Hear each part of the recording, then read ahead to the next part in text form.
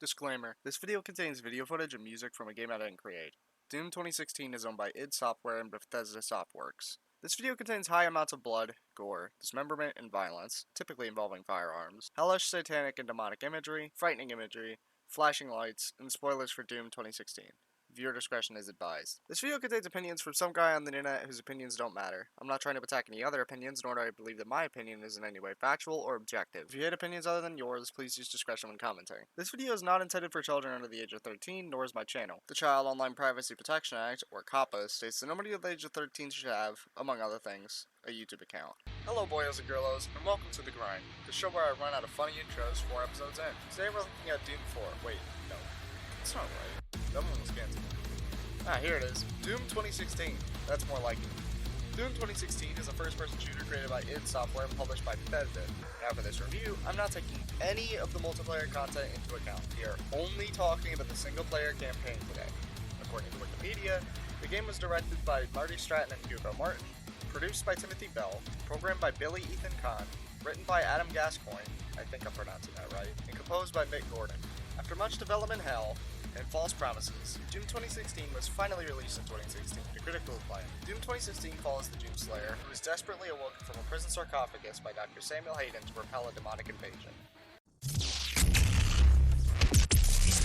In an alternate 2149, humanity has evolved to the point of creating power plants on Mars, with a massive energy problem back on Earth. On Mars, there exists the Union Aerospace Corporation, hereby abbreviated as the UAC, run by the robotic body of Samuel Hayden, who transferred his consciousness after suffering from brain cancer. The UAC has been working on a project involving Argent energy, an energy found in the depths of hell. Yes, that hell. Hayden organized many voyages into hell, including the one in which a Doom 64 callback is made, as the sarcophagal prison the Doom Slayer was locked in was found. The Doom Slayer is awoken from his prison by Hayden. It's a last resort to stop the researcher Olivia Pierce's fixation on hell, and her opening of countless portals to hell by using the Argent Tower in an unintended way. Hayden was one of the few survivors of the initial attacks, as most were corrupted by Pierce's hell wave, turning into possessed, zombie-like demons. The rest of the survivors had been killed by other demons that showed up. Originally, Hayden only wanted to stop the demons and save the facility, but then made a mutually beneficial deal with the Doom Slayer. He agrees to it and meets the AI known as Vega, who assists him throughout most of the game. Doom Slayer clears out the facility, preventing a meltdown at the Foundry with Vega's assistance. The Doom Slayer then destroys all renewable sources of Argent energy in the UAC facility, but still deactivates the tower, much to Hayden's dismay. He tracks down Pierce, who opens an explosive rift into hell, intending to create a permanent portal, and sending the Doom Slayer there.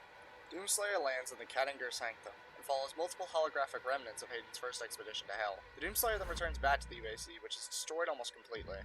Hayden attaches a tether to Doom Slayer's Praetor suit, which can call him back from hell automatically should it need to be done. Doom Slayer is then sent to Lazarus Labs, where Pierce's office is located. Hayden then informs the Doom Slayer of 2 artifacts, known as the Helix Stone and the Crucible. Both are involved in the Well, the source of Argent energy. To get to the Well, Doom Slayer would need another Argent Accelerator, which he finds on the Cyber Demon. He defeats the Cyber Demon on Mars, who activates his Argent Accelerator, launching them both into Hell. They fight again, where Doom Slayer finally kills him, before finding a trio of Hell Guards at the end of the Necropolis, who guard the Crucible. Doom Slayer wins that battle and takes the Crucible for his own. He is then pulled back to Mars with the newly installed tether, where Vega guides him on how to destroy his systems, being able to arrive in Hell one last time afterwards. The Doom Slayer goes to Vega's facility and shuts him down, using his power to enter Hell once more. Doom Slayer enters Argent Dinner and siphons the power of 3 wraiths to power the Crucible and shut the portal down for good. Pierce comes to realize she was but a pawn in someone else's plan, and in turn becomes the Spider Mastermind, a beast whose only weak spot is its enlarged brain, who uses an arsenal of weapons to try and obliterate the Doom Slayer. Predictably, she fails, and dies, before the Slayer is sent back to the UAC. Hayden takes the Crucible from the Doom Slayer, determining that Earth is too energy reliant to cease his research. To prevent him from interfering in his research, Hayden teleports the Doom Slayer away, with the notion that they will meet again. Doom 2016 is quite a simple gameplay loop. The game has 2 primary gameplay types, being exploration and combat. We'll talk about exploration first. Doom 2016 has 13 levels, each of which contain a variety of collectibles, power-ups, and upgrades, as well as platforming puzzles and challenges throughout. Doom Slayer runs faster than most demons, and can do up to 2 jumps, as well as climb objects, and compensate for fall damage.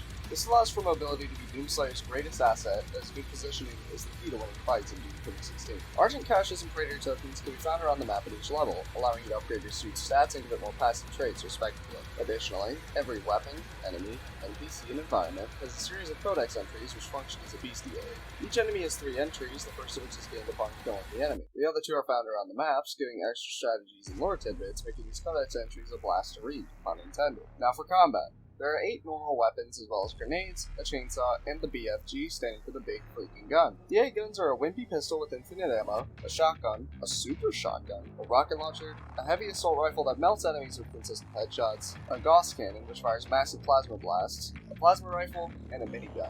Oh, I'm sorry, a chain gun, my bad. There are 2 types of grenades, being siphon grenades and classic frag grenades. Siphon grenades leech enemy health and give it to the Doomslayer. Frag grenades blow up. There are 2 weapons which function almost identically, save for their range. Chainsaw and BFG require energy sources, being gas and BFG ammo, being found across the map. Chainsaw allows for an instant glory kill, which we'll go to later, meanwhile the BFG serves as room-wide nuke. Figuring out when the best time to use each weapon is key to mastering Doom 2016's combat loop. There are 4 types of power-ups which can be found around the maps, giving the Doomslayer an occasional boost in power. Haste, making the Doom faster, quad damage, which does what it sounds like, and vulnerability, making you damage, and Berserk, which allows you to beat the crap out of enemies with instant glory kills. Now, I've mentioned glory kills multiple times. What are they? Glory kills are a form of finisher on enemies. Enemies who take enough damage without dying will begin to flash blue, giving the opportunity to glory kill by meleeing them once it turns orange, which means you're close enough to initiate the glory kill. If you wait too long, however, the enemy will continue moving and heal partly. Glory kills cause enemies to drop more ammo and health than they usually would, making it incredibly beneficial to get as many as possible.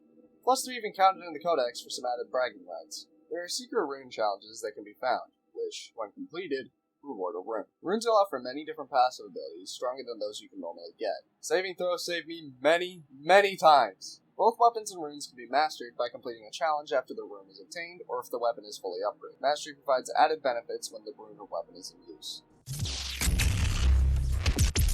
First and only gripe to some of the enemies. First, Keiko demons. They do high damage, eat a metric F-ton of bullets, and shoot at you from a range. I died multiple times due to getting snuck up on by a Keiko demon. Don't know how something that big can sneak up on you, but it can. Next are Spectres.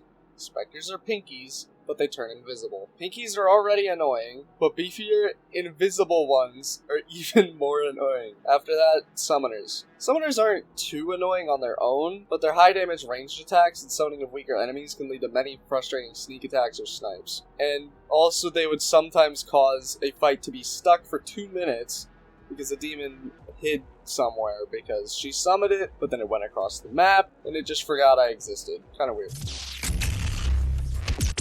Now for the Gushing Points. First, the monster designs. All the demons look unique and badass, and all just carry a very hellish energy to them. Some of my favorite designs were the Summoner and the Cyber Demon. The events are also spectacularly designed, feeling fitting to every location's description, whether it be isolated lab areas or the chaotic hellscapes. Next, the music. Boy, does this game have a very good soundtrack. As a fan of heavy metal and rock music, this strikes some great chords with me, pun intended. Mick Gordon did some fantastic work here with an over 2-hour soundtrack you should definitely check out. The collectible figurines in the game are absolutely adorable, and I need every single one of them in real life.